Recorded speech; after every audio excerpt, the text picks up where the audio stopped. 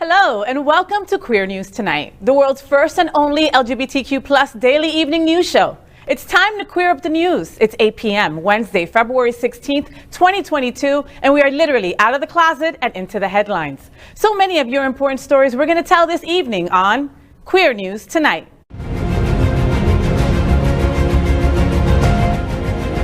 This is the world's first live daily LGBTQ evening news show, literally out of the closet and into the headlines on Queer News Tonight with Al Ferguson.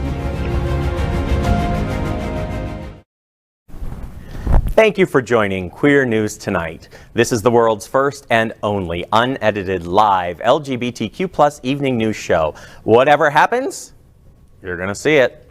Queer News Tonight is supported by viewers like you. We're part of the partnership between Happening Out Television Network and Hotspots Magazine. Hotspots is celebrating 36 years of the LGBTQ+ experience. We bring you the best of LGBTQ+ news, entertainment, and support of our community. So Tai, why do you say it like that? If whatever happens, you're going to see it. Like, you know we're going to mess up because Al's not here, right? Is that why? Is that what's going on? Actually, I'm just used to saying it because Al's usually here, but now I think it's going to be fine. Well, folks, I am your anchor today at Queer News Tonight. FayWhat? Yeah! I don't know where Al is, and I'm not looking for him. Let's put it that way. All right? So let's welcome anchor Dr. Tai Houser, mi amigo. He is an associate professor of English and Humanities at Broward College. Additionally, he teaches for extended periods of time at international colleges in China, India, Spain, and Bolivia. Good evening, Tai. Hi, Faye. I'm so happy to be next to you. Me too. I miss you. We don't get to work together enough. I want to be in your bed some morning. Let's welcome anchor. Get in line. Let's welcome anchor John Hayden. John's been a journalist for 27 years and now works for several South Florida outlets, including FSGN, covering politics, arts, and the bar scene, mostly for the latest on Happy Hours. He spent much of his career covering the stupidity and scandals of Hollywood and interviewed nearly every big name in TV, movies, and music. John considers the time he had to sit and interview Shirley MacLaine after she yelled at him as the scariest 4 minutes of his life and 4 minutes of her third life. Good evening, John. Good evening, doctor. And can you refill my Z-Pack prescription? Yes, sure. Excellent. Get with me after the show. Because someone got with me after the show last night. Oh! Let's welcome anchor Dino Mosquera. He joined the Miami Gay and Lesbian Film Festival in the late 1990s, when they didn't even have film back then, and now serves on the Outshine Film Festival's board of directors. He is the screening committee chairman, selecting the films for one of America's most important LGBTQ+ film festivals. Welcome, Dino. Thank you, John. Let's welcome anchor Gregg Shapiro, a 1999 inductee into the Chicago LGBT Hall of Fame. Gregg is the author of 2 short story collections and 6 books of poetry, including his latest, Fear of Muses. An entertainment journalist whose celebrity interviews and music reviews run in a variety of regional LGBTQ+ and mainstream publications and websites. His movie review column called Screensaver can be found in South Florida Gay News, San Francisco's Bay Area Reporter, and RottenTomatoes.com, and more. Good evening, Gregg. Happy National Do a Grouch a Favor Day. What am I going to do for you today? Also known as a high holiday in my calendar. We are the reporters for Queer News Tonight, and this evening we begin with the queer headlines. The LGBTQ+ community in South Florida and across America is diverse. Our community across the world is vast. And here are the bullet points of the queer news for today, Wednesday, February 16th. What is it? Do something good for an old person day? Do what? Do a grouch a favor. Do a grouch a favor today.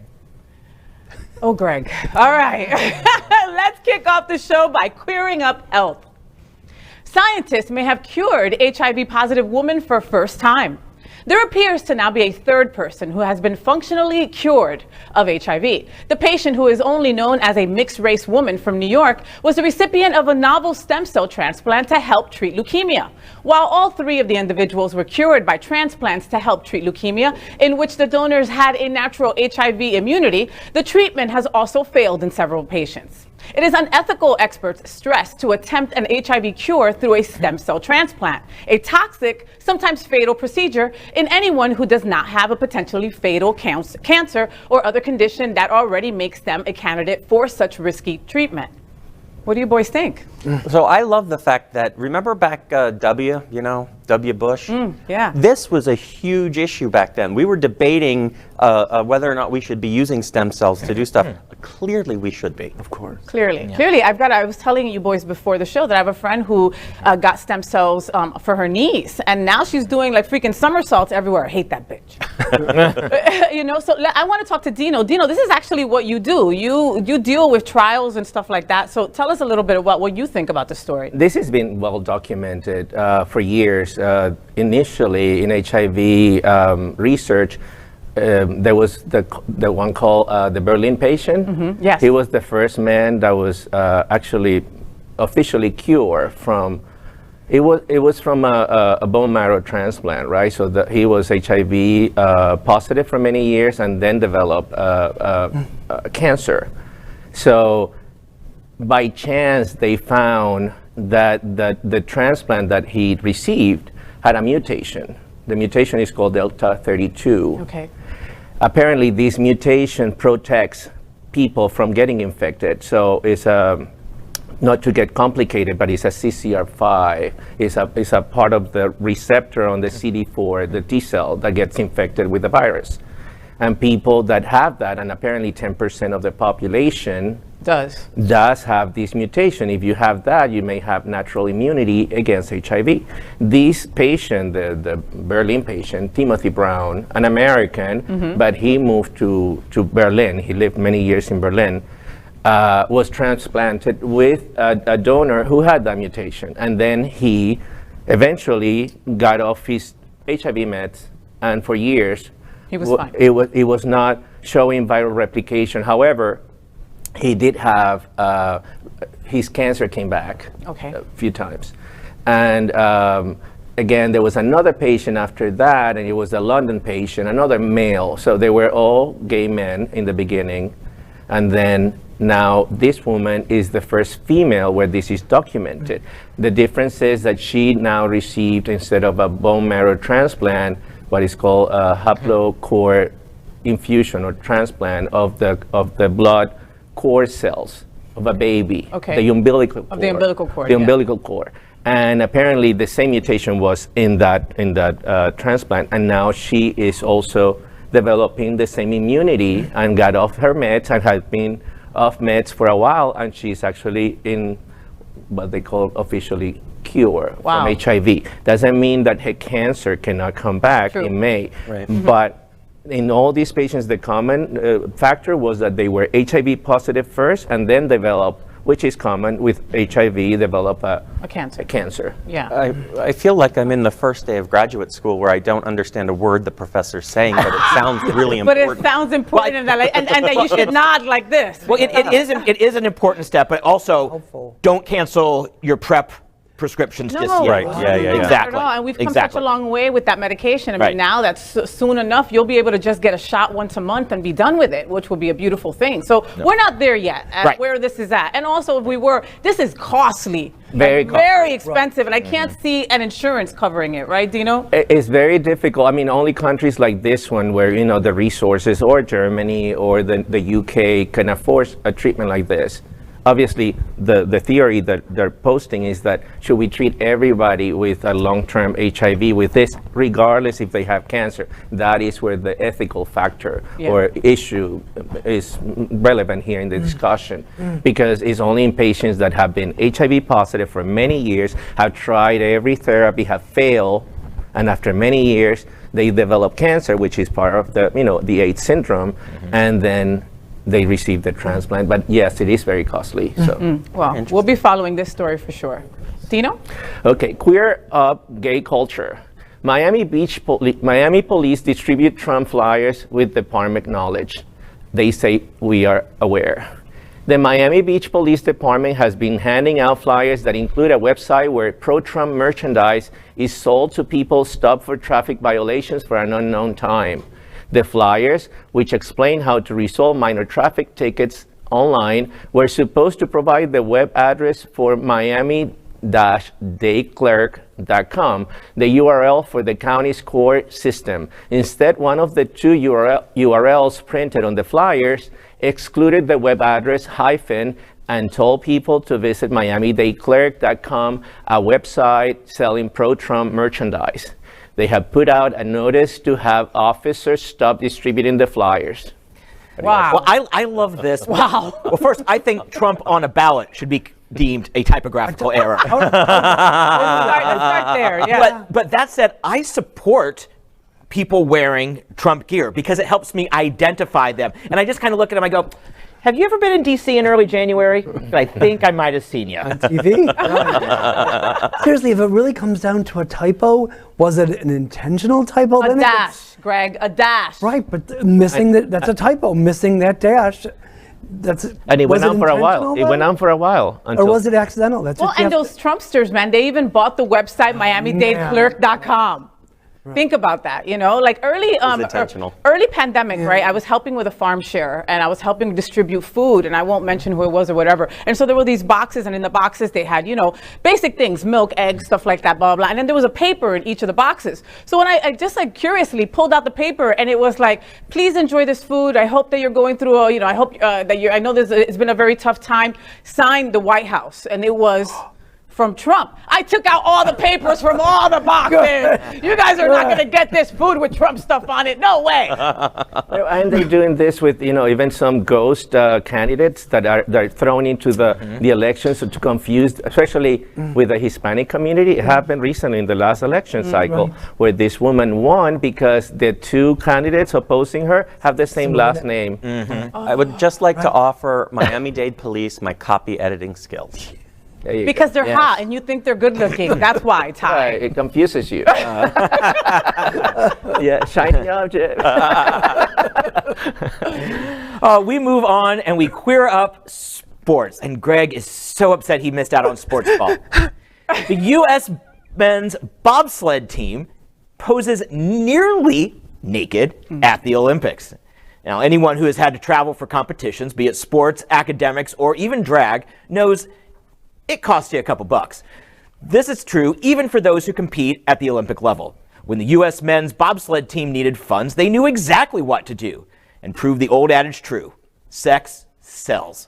So the team produced the Bob Spread, a calendar of racy yet tasty, tasteful nudes of the team with photos done by James Reed. The calendar is available in 8.5 by 11 for $25, or for the size queens in the audience, and those of us at the table, you can get it in 11 by 14 for $30. And that's cheaper than a lap dance at Johnson's, and it goes all year. You can get them at jameskreedphotography.com. Wait just a gosh darn minute. The Olympics aren't over yet? No, I can't. No, yeah, it's still going. can't. My birthday's coming, by the way, you guys. Happy birthday. You want a calendar? This will be a I'm telling you right now, he wants the big one for his birthday. You got it. But did you see how handsome these boys are? Yeah. I mean, they are yeah. ridiculously- Who knew? That boy, Carlo Valdez, oh my God. I Who could eat knew? something off him. Now, but they're not too smart though. I mean, wouldn't you just put together an OnlyFans page if you really want to sell sex? I mean, they'll be making that money real quick. They would get my $9.95. And I'll just tell you, bobsled team, I too have a well-lubed, slicked up chute, but it's not really for gold medalists, more for bronze. Wow. Just nearly naked's not enough for me. I need the full thing. Anyway, next we report on our partnership with Sunshine Cathedral, the world's largest queer church here in Fort Lauderdale. We're broadcasting from our permanent set here at Sunshine in supporting that partnership. Happening Out Television Network broadcasts the largest LGBTQ+ religious live broadcast in the world, as more than 30,000 watch every Sunday at 10:30 a.m. Eastern. Watch this.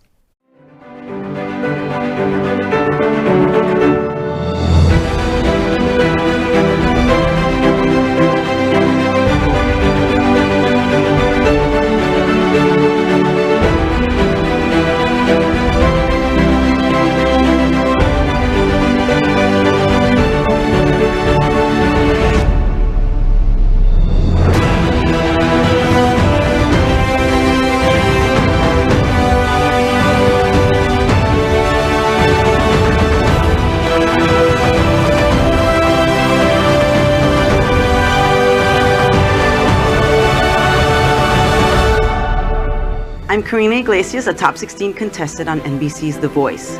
The music industry is a variety of styles, types, and rhythms, and that is what fills our lives. That's why I understand diversity is so incredibly important in our LGBTQ community. And that's why Sunshine Cathedral is my queer church. So we finished tonight's queer news headlines with what we call LGBTQ plus flash news. LGBTQ plus flash news. Ultimate Valentines as Thor, Chris Hemsworth, shares picture of wife with someone else. Sorry, boys. Despite the fact that Chris Hemsworth's wife appears to be cheating on him, he's not on the market. Recently, he posted a picture of his wife with the offending party on social media, captioning the photo, quote, "Happy Valentine's, babe. I wish the two of you many more happy moments like this," end quote. Wife, Elsa Pataki's new love, is an adorable kangaroo. Aww. If you don't follow him on TikTok, you have to. That's all I'm saying. Yeah. And he can be in my pouch anytime. And I just want to say, when you're married to Thor, you have the best cosplay sex ever. Tie me kangaroo down, mate. Was it too much to ask for him to just do one gay love scene on screen? That's all I'm asking. All you're asking. Elsa Pataki is Spanish. That may explain why she's cheating on him with the kangaroo. So all I got for Valentine's Day was a lobster dinner. I want a kangaroo, Teresa. You're messing up. So LGBTQ plus flash news. Daytime TV's first gay married couple returned to Days of Our Lives. Will Horton and Sonny Caracas made history when they became the first male-male couple to get married on daytime drama TV back in 2014. Sonny was introduced first, and it took him a year and a half before he finally got a boyfriend. But when the two got together, they immediately became a fan favorite couple. In the newest previews for Days of Our Lives, character Chad Demera reveals that his best friends Will and Sonny are returning to Salem. In a plot twist fitting for Middle America, but that wouldn't even raise gossip on a Tuesday in Wilton Manors, is revealed that Sonny's con man ex, Leo Stark, will also be returning. Days of Our Lives returns for its new episodes on Monday, February 21st on NBC. Watch this. Okay, good news, bad news time. The good news, two of my closest friends are coming home to Salem. The bad news, Leo Stark. I beg your pardon? Hey, you can like the guy. I think he's a tool. We have to understand this guy's weaknesses if we're going to exploit them. How do you propose we do that? I thought we were friends. With how scandalous and dramatic daytime soap operas are, this is a long time coming. I mean, have you ever seen a Spanish soap opera? Es que te dije que no, jamás voy, jamás. I didn't even know we still had daytime soap operas on American TV because all I watch are telenovelas with the sound off. You know, the boys came back to Salem last year in a special Peacock miniseries, and it's great to see them back on the main show. But they are treated just like everybody else. This couple has had memory loss, dying, back from the dead, infidelity, more memory loss. It's wonderful, and I can't wait. These are the gays of our lives. Good job, Greg. Now, they haven't had a three-way yet, so that may be in the works. More LGBTQ plus flash news. Downton Abbey's hot new queer close-up trailer.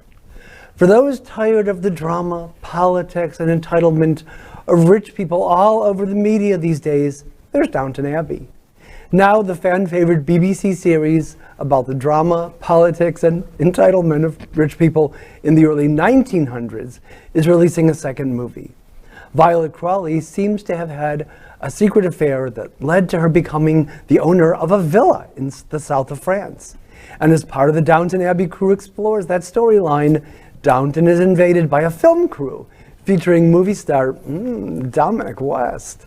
Blink and you miss it in the trailer, but gay valet Thomas Barrow appears to have a moment with West's character. Watch this. Have you told them, Lady Grantham? She's told us nothing. Do sit down. I've come into possession of a villa in the south of France. What villa? Start at the beginning. Years ago, before you were born, I met a man They spend a few days together and he gives her a house. You never thought to turn it down? Do I look as if I'd turned down a villa in the south of France? A telephone call for you, my lord. Mr. Barber is a producer and director. He wants to make a film at Downton. A moving picture at Downton. Would there be film stars, famous ones? I think it's a horrible idea. Actresses plastered in makeup and actors just plastered. There is something about it, like a wild animal ready to spring. Ready to spring on you, you mean? Cut! Sorry. The modern world comes to Downton.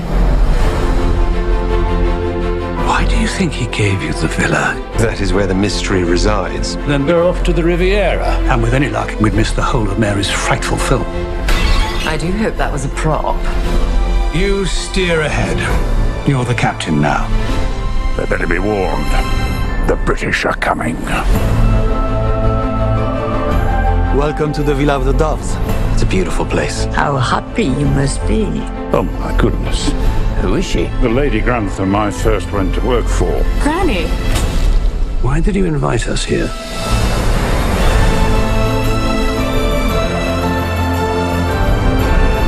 It doesn't look good for Papa if she felt the need to keep it a secret. There's trouble in paradise. You don't need me to tell you that marriage is a novel, full of plot twists along the way. Women like us fall into two categories, dragons and fools. You must make sure they think of you as a dragon. With that, I will say goodnight and leave you to discuss my mysterious past. It seems the public only want films that talk. I should have thought the best thing about films is that you can't hear them. Be even better if you couldn't see them either.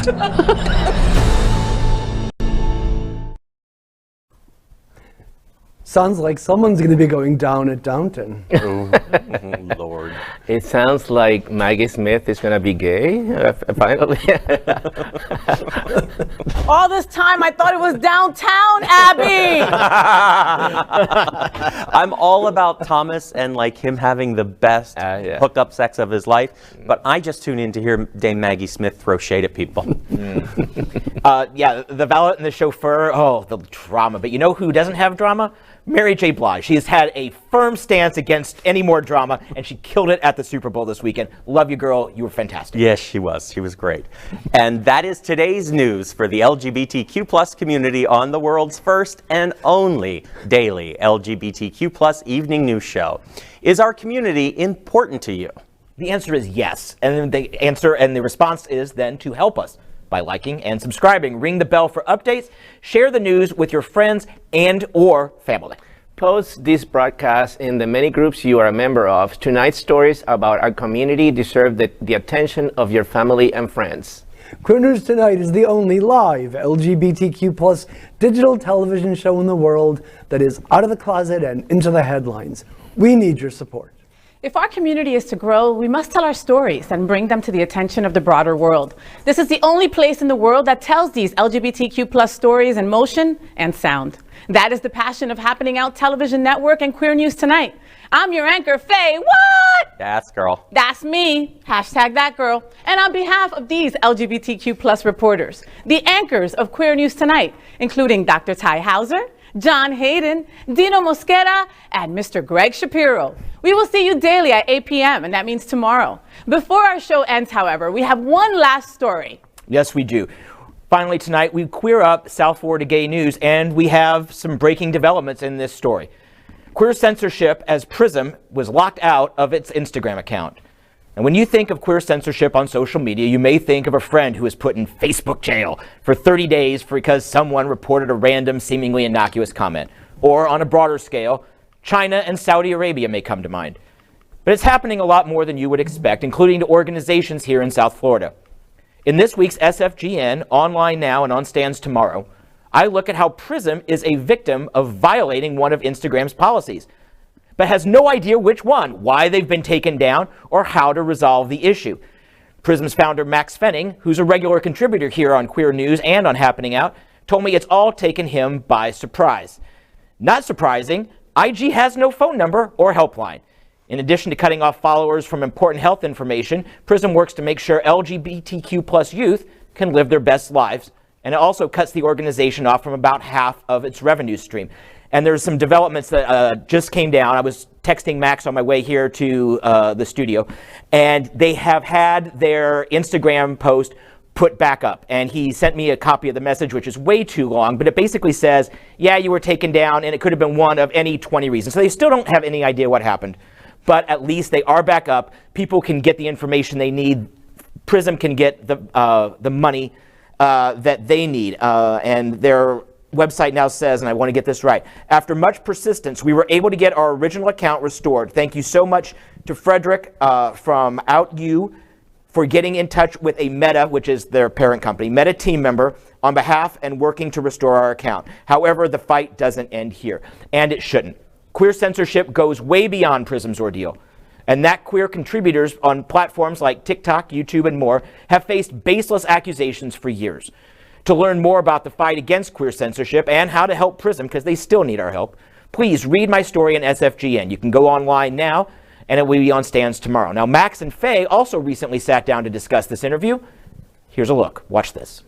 Let's welcome Max Fenning, an LGBTQ plus activist, leader, and content creator here in South Florida.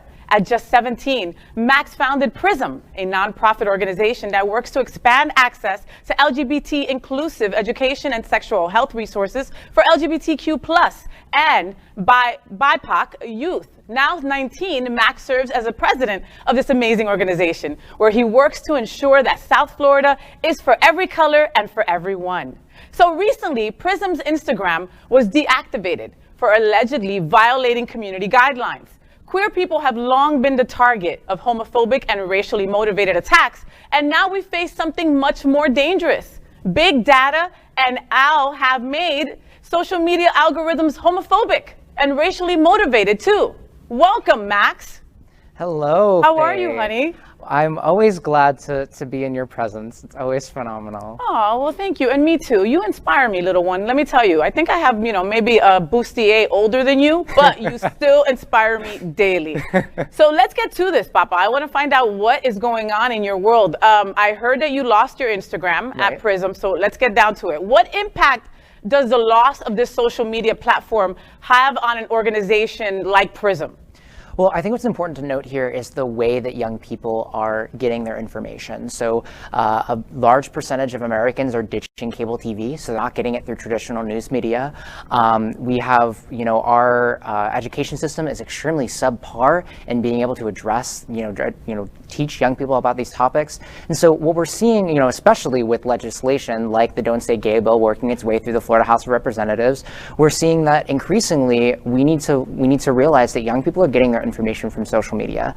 And organizations like Prism specifically fill in that gap that is absolutely cavernous. And by the way, Prism gets 45% of our individual donations through Instagram, and we reach 35,000 young people every single month, or were until obviously we were taken down, and that's 35,000 young people that are no longer getting that information that would otherwise be providing them a lifeline to not only protect themselves and maintain their sexual health and their mental health, but also to feel seen and feel heard. Oh my God, completely. All those youngins that are not getting all that information from Prism's social media. That's just, so tell us a little bit about #SavePrism. Is that what we need to be tagging and using to help Prism get their Instagram back? Yes. So #SavePrism is a new social media movement that we are putting together. It starts today, February 1st, goes through March 29th. That's Prism's birthday, by the way.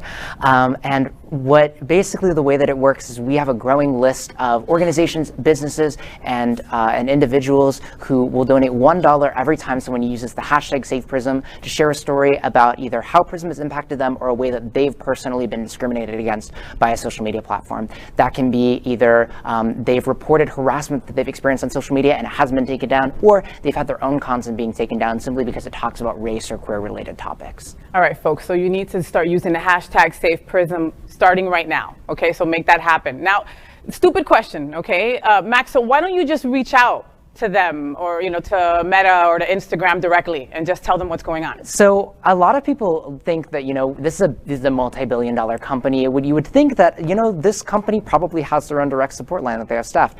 That is Unfortunately, not the case. So they don't have like a headquarters with a bunch of people sitting around a table trying to figure out how to make Facebook and Instagram more fun. They used to have a direct support phone number. They used to have a direct support email, support at Instagram.com.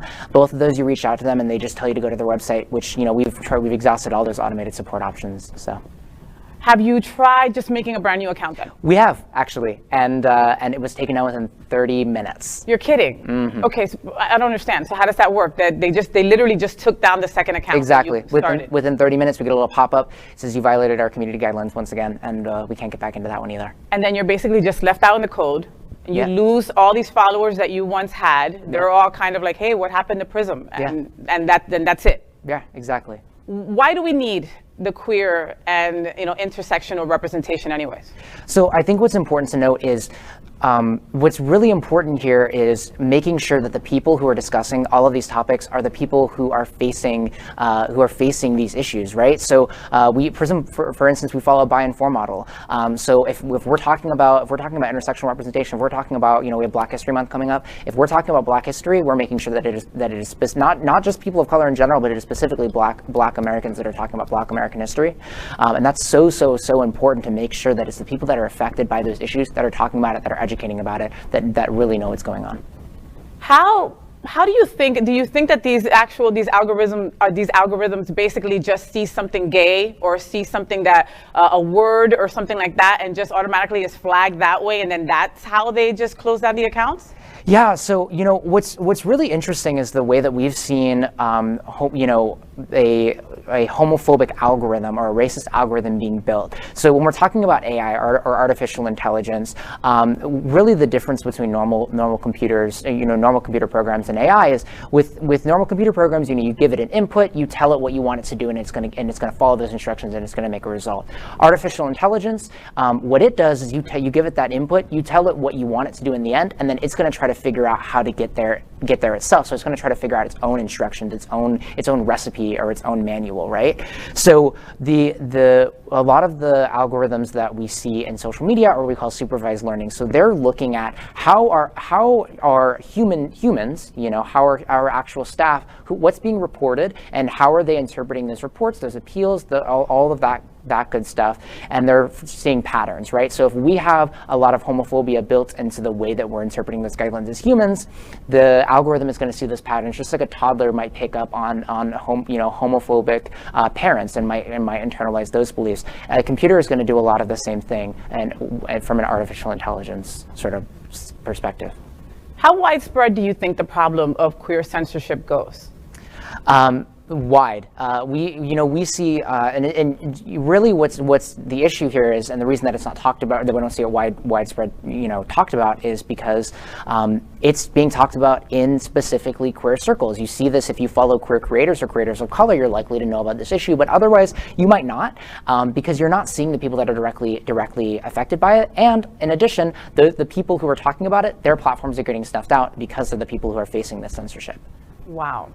Is there anything else that you can do? Like, okay, so you have sent the emails, you have done the support and all that kind of stuff. Have you gotten any kind of reply? None at all. None at all. And it's been how many weeks now? It's going on 3, almost 4. How much money, can you even try to gauge how much money you've probably lost for the organization until now? In those 3 or 4 weeks, probably thousands, I'm sure, in donations. So how does AI become homophobic?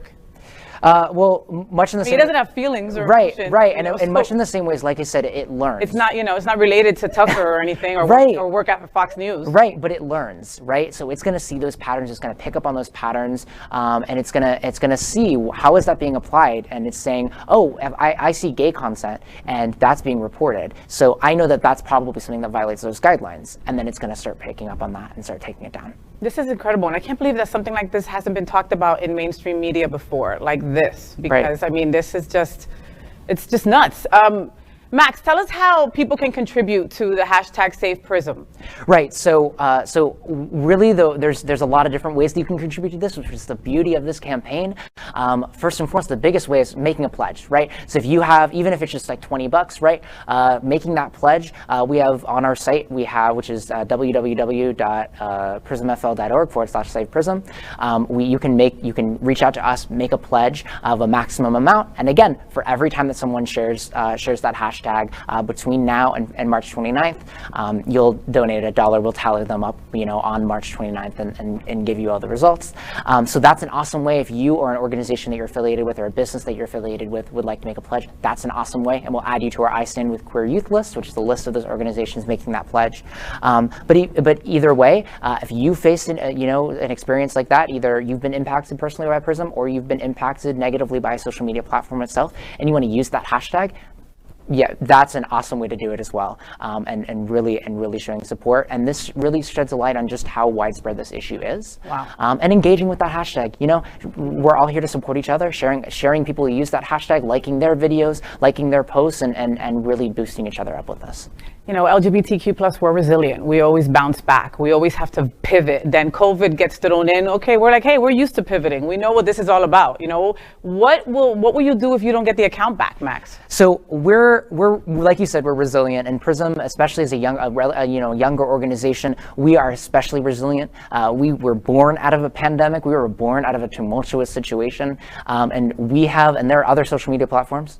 Is what's great about this. Now, this issue is widespread beyond just Instagram, and that's why it's important that we're getting this out on every single social media platform. But we're on these other social media platforms. We're building that outreach, and we already know that a big part of education, a big part of the future of social media in general is video. So we're getting more and more active on TikTok, on Twitter, on YouTube, all of the above, and still are going to be providing like the amazing content that you guys are used to seeing. Make sure that you follow also Max Fenning on TikTok. He is a hoot. He is a lot of fun. So hashtag Save Prism, make sure that you do that. Make sure that you use it everywhere you can. And folks, we want to hear from you. If this happened to you, once me and Max started talking about this, I was like, wow, okay, I've heard of this person losing their Instagram, this person losing their Facebook. Was it because of a homophobic reason? Was it because of a racial reason? We want to hear from you. Put it in the comments. Let us know. We want to hear all about it. Don't forget to support Max Fenning and his hashtag Save Prism. He should get his account back. This really, really does suck. And we'll be following this story along the way. Max, you're a friend of us here at Queer News Tonight of Happening Out Television Network. We adore you, and we'll be on this journey with you, my friend. Absolutely. It was a pleasure. Fingers crossed. I'll cross everything that you'll get it back. Love you, Max. You too.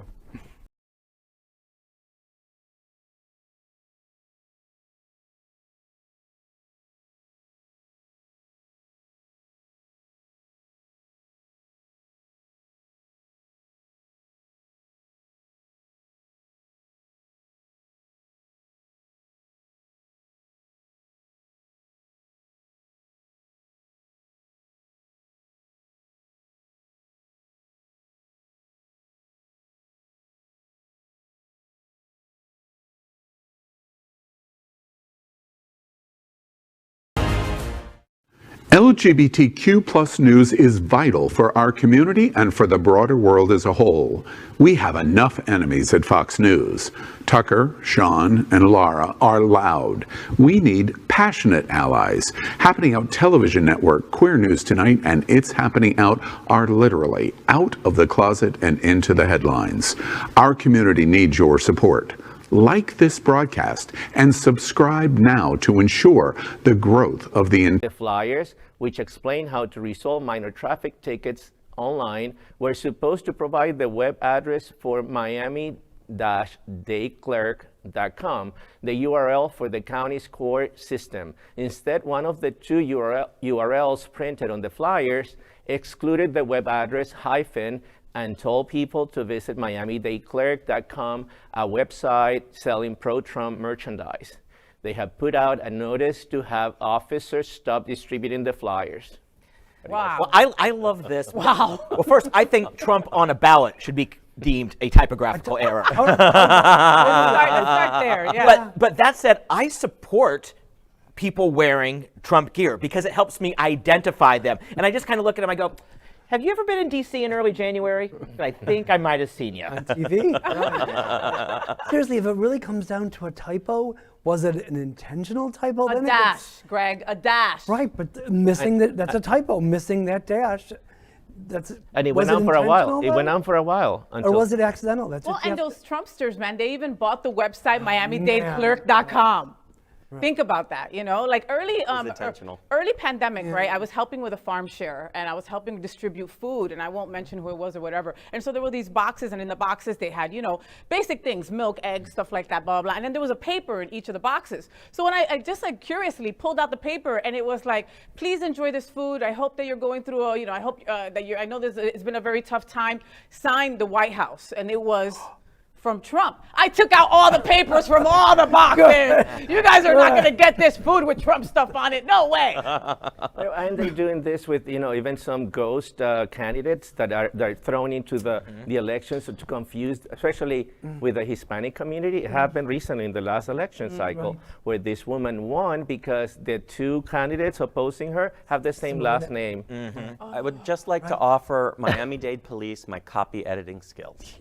Because they're hot and you think they're good looking. That's why, Tai. It confuses you. LGBTQ plus news is vital for our community and for the broader world as a whole. We have enough enemies at Fox News. Tucker, Sean, and Lara are loud.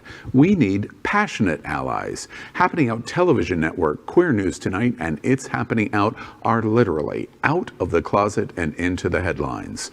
Our community needs your support. Like this broadcast and subscribe now to ensure